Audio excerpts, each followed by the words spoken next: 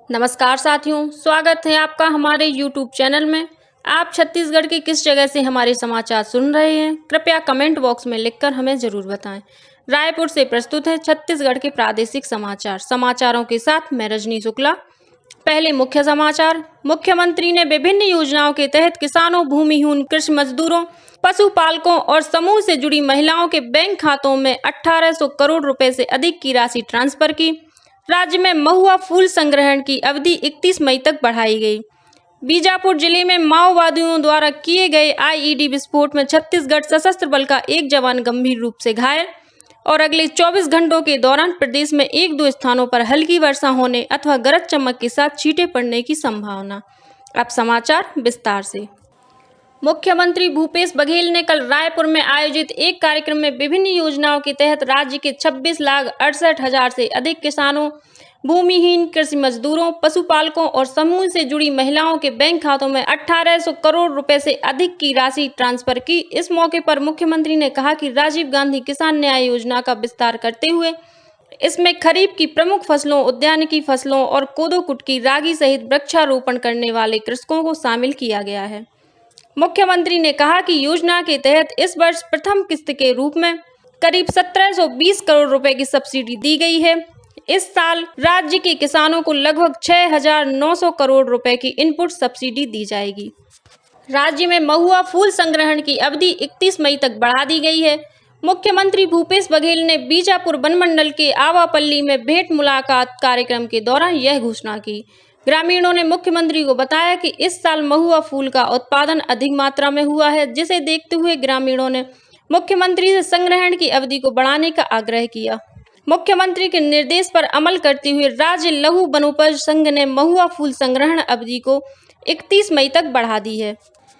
प्रदेश में बीते 24 घंटों के दौरान हुए 2 अलग अलग हादसों में 5 लोगों की मौत हो गई, वहीं 2 अन्य व्यक्ति घायल हो गए हैं। मिली जानकारी के अनुसार बिलासपुर जिले के तखतपुर थाना क्षेत्र में बीती रात तेज रफ्तार हाईवा ने मालवाहक ऑटो को टक्कर मार दी। यह हादसा इतना जबरदस्त था कि ऑटो 5 फीट ऊपर उछल गया और उसके परखच्चे उड़ गए।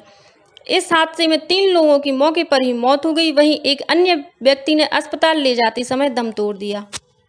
वहीं रायगढ़ खरसिया राष्ट्रीय राजमार्ग पर बीती रात तेज रफ्तार मोटरसाइकिल खड़ी ट्रैक्टर ट्राली से टकरा गई। इस हादसे में मोटरसाइकिल सवार एक व्यक्ति की मौत हो गई, जबकि 2 अन्य घायल हो गए हैं।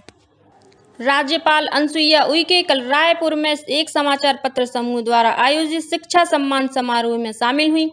समारोह में उन्होंने प्रदेश के विश्वविद्यालयों, तकनीकी, गैर तकनीकी संस्थानों और कोचिंग संस्थान सहित 38 शैक्षणिक इकाइयों को उत्कृष्ट कार्य के लिए सम्मानित किया। समारोह को संबोधित करते हुए राज्यपाल ने कहा कि जब हम सर्वांगीण विकास को ध्यान में रखते हुए बच्चों के शैक्षणिक वातावरण को सकारात्मक और प्राकृतिक बनाएंगे, तभी उनके व्यक्तित्व का विकास बेहतर ढंग से हो पाएगा। छत्तीसगढ़ की हर्बल गुलाल की यूरोप में भी मांग हो रही है, जिससे हर्बल गुलाल के निर्यात के द्वार भी खुल गए हैं। मुख्यमंत्री भूपेश बघेल ने रायपुर में राज्य में तैयार हर्बल गुलाल से भरे ट्रक को यूरोप एक्सपोर्ट करने के लिए हरी झंडी दिखाकर रवाना किया। यह हर्बल गुलाल स्व सहायता समूह के सखी क्लस्टर संगठन अंजोरा और कुमकुम महिला ग्राम संगठन सांकरा की महिलाओं ने तैयार किया है।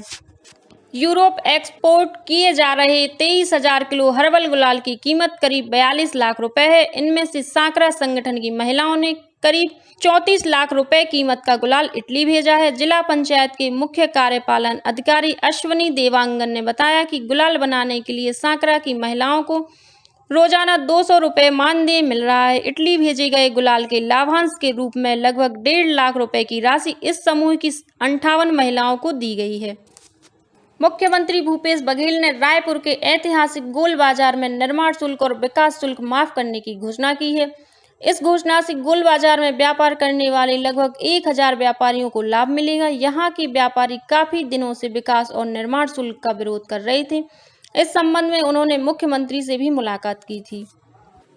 अखिल भारतीय आयुर्विज्ञान संस्थान एम्स रायपुर में सामान्य रोगों के लिए अलग से स्क्रीनिंग ओपीडी की व्यवस्था की गई है।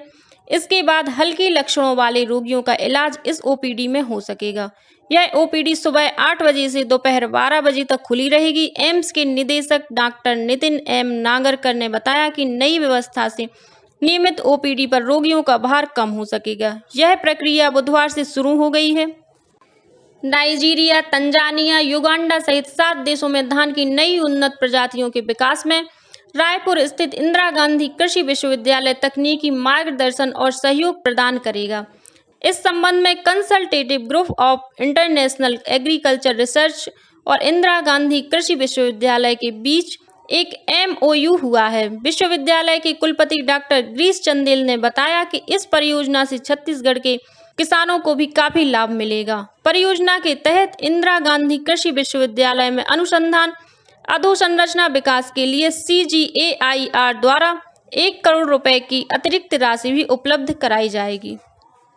बीजापुर जिले में माओवादियों द्वारा किए गए IED विस्फोट में छत्तीसगढ़ सशस्त्र बल का एक जवान गंभीर रूप से घायल हो गया है। पुलिस अधीक्षक अंजनेय वैष्णव ने घटना की पुष्टि करते हुए बताया कि जवानों की टीम नेलसनार थाना क्षेत्र में गश्त पर निकली हुई थी।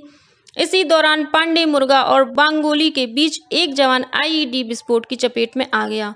घायल जवान को बेहतर इलाज के लिए दंतेवाड़ा जिला अस्पताल में भर्ती कराया गया है।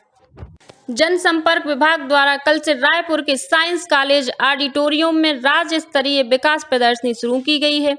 मुख्यमंत्री भूपेश बघेल ने किसानों के साथ इस प्रदर्शनी का शुभारंभ किया। पूर्व प्रधानमंत्री राजीव गांधी की पुण्यतिथि पर लगाई गई यह फोटो प्रदर्शनी 1 माह तक आम लोगों के लिए खुली रहेगी। इस प्रदर्शनी में राज्य शासन की विभिन्न योजनाओं की जानकारी छाया चित्रों के माध्यम से प्रदर्शित की गई है। और अब पेश है मौसम का हाल। प्रदेश में आज मौसम का मिजाज बदला और रायपुर तथा जसपुर सहित कई जिलों में गरज चमक के साथ बारिश हुई। रायपुर में आज दिन भर धूप छांव की स्थिति रही और दोपहर बाद अचानक तेज बारिश शुरू हो गई। वहीं जसपुर में तेज अंधड़ के साथ मूसलाधार बारिश हुई। मौसम विभाग के अनुसार इस समय एक द्रोणिका राजस्थान से असम तक बनी हुई है। इसके असर से अगले 24 घंटों के दौरान प्रदेश में 1-2 स्थानों पर हल्की वर्षा होने अथवा गरज चमक के साथ छींटे पड़ने की संभावना है। वहीं अधिकतम तापमान में कोई विशेष परिवर्तन नहीं होगा। और अब कुछ अन्य खबरें संक्षेप में। निर्माण श्रमिक ई-रिक्शा सहायता योजना के तहत अब हितग्राहियों को 1 लाख रुपए की अनुदान राशि दी जाएगी। पहले यह राशि 50,000 रुपए थी। इस संबंध में भवन और अन्य सनिर्माण कर्मकार मंडल द्वारा अधिसूचना जारी कर दी गई है। कबीरधाम जिले की ग्राम पंचायत बांधा और उनके आश्रित ग्राम बड़ोला तहसील में शामिल होंगे। इस संबंध में कबीरधाम कलेक्टर ने अधिकारियों को आवश्यक कार्यवाही सुनिश्चित करने के निर्देश दिए हैं। रायपुर के जिला रोजगार और स्वरोजगार मार्गदर्शन केंद्र द्वारा 24 मई को पुराना पुलिस मुख्यालय परिसर में प्लेसमेंट कैंप का आयोजन किया जाएगा। क्लीन टेक इनोवेशन चैलेंज के तहत कोयला खदान क्षेत्रों में स्वास्थ्य, शिक्षा, कृषि और आजीविका उपार्जन के अवसरों में वृद्धि के लिए कार्य करने के इच्छुक स्टार्टअप से 31 मई तक आवेदन आमंत्रित किए गए हैं। जसपुर जिले के कुनकुरी क्षेत्र के अम्बाचुआ गांव में हाथी के हमले में एक युवक की मौत हो गई। महासमुंद जिले की पटेवा पुलिस ने हिरण का शिकार करने के आरोप में 4 लोगों को गिरफ्तार किया है। ये सभी आरोपी बावनकेरा के निवासी हैं। राजधानी रायपुर में पिछले दिनों एक व्यापारी से 50 लाख रुपए की लूट के मामले में पुलिस ने 11 आरोपियों को गिरफ्तार किया है। इस मामले के 3 आरोपी अभी भी फरार हैं। गिरफ्तार आरोपियों के पास से 8 लाख रुपए की रकम बरामद की गई है। रायपुर जिले में ध्वनि प्रदूषण और मानक स्तर से अधिक शोरगुल करने के आरोप में 6 डीजे संचालकों के खिलाफ कार्रवाई करते हुए उनके डीजे, अन्य वाद्य यंत्र और वाहन जब्त किए गए हैं। जांजगीर चांपा रेलवे स्टेशन क्षेत्र में अवैध कब्जा हटाओ अभियान चलाया गया। इस दौरान अवैध रूप से बनी 65 दुकानों को तोड़ दिया गया है। वहीं कई दुकानदारों को नोटिस जारी की गई हैं।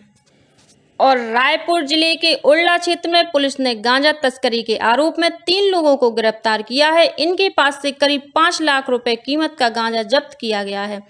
इसी के साथ प्रादेशिक समाचार समाप्त हुए। नमस्कार।